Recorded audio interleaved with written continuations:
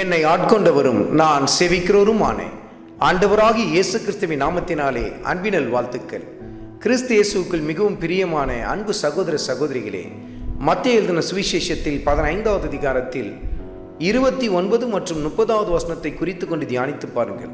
நம் ஆண்டவர் இயேசு கிறிஸ்து இந்த பூமியிலே மாமிசத்தில் இருந்த நாட்களில் ஒரு மலை மேல் ஏறி அமர்ந்திருந்த சமயத்தில் ஒரு திரள் கூட்டம், முடவர்கள், சப்பானிகள், ஊனர்கள், செவிடர்கள் என்று சொல்லி பலதரப்பட்ட உடல் ஊனமுற்ற ஜனங்களை ஆண்டவரிடத்தில் கொண்டு வந்தார்கள்.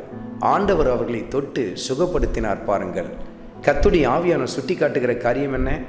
பாரத்தோடு கூட அவரிடத்தில் மலை மேல் ஏறி வந்தார்கள், ஆனால் பரவசத்தோடு கூட புறப்பட்டு போனார்கள். பாருங்கள், இப்படிதான் பாரத்தோடு கூட ஆண்டவர் இயேசு கிறிஸ்துவின் சமூகத்து போங்கள். ஆண்டவர் உங்களை தொட்டு உங்களை பரவசப்படுத்த ஆரம்பிப்பார். பாருங்கள், சற்று யோசித்து பாருங்கள்.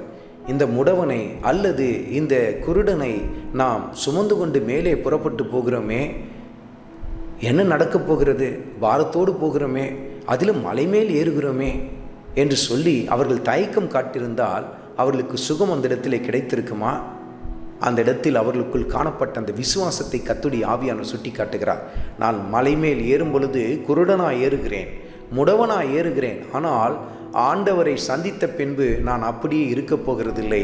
நிச்சயமாய் கர்த்தரின் வாழ்க்கையிலே மாற்றத்தை உண்டு பண்ணுவார் என்று சொல்லி விசுவாசத்தோடு கூட அவர்கள் ஏறி போனார்கள் அல்லவா? இப்படியே ஆண்டவர் இயேசு கிறிஸ்துவின் சமூகத்தை முழு விசுவாசத்தோடு கூட தேட ஆரம்பியுங்கள். உங்கள் ஆவிக்குரிய கண்களை அவர் பிரகாசிக்க செய்வார். உங்கள் ஆவிக்குரிய வாழ்க்கையில் முடமாய் போன காரியங்களை அவர் சொஸ்தப்படுத்துவார். அது மாத்திரமல்ல, உங்கள் சரீர பலகீனங்களையும் ஆண்டவர் இயேசு கிறிஸ்து சுகப்படுத்துவார். பாருங்கள், முழு விசுவாசத்தோடு கூட அவர் அண்டையிலே நெருங்கி போக ஆரம்பியுங்கள். பாரத்தோடு கூட போனாலும் ஆண்டவர் இயேசு கிறிஸ்து உங்களை பரவசத்தோடு கூட திரும்பி போக செய்வார். பாருங்கள், ஆண்டவர் இயேசு கிறிஸ்துவை முழு விசுவாசத்தோடு கூட தேடுங்கள். ஆண்டவர் உங்கள் வாழ்க்கையிலே மகிமைப்பட ஆரம்பிப்பார். ஆண்டவராகிய இயேசு கிறிஸ்துவின் கிருபை உங்கள் அனைவரோடும் கூட இருப்பதாக. ஆமென்.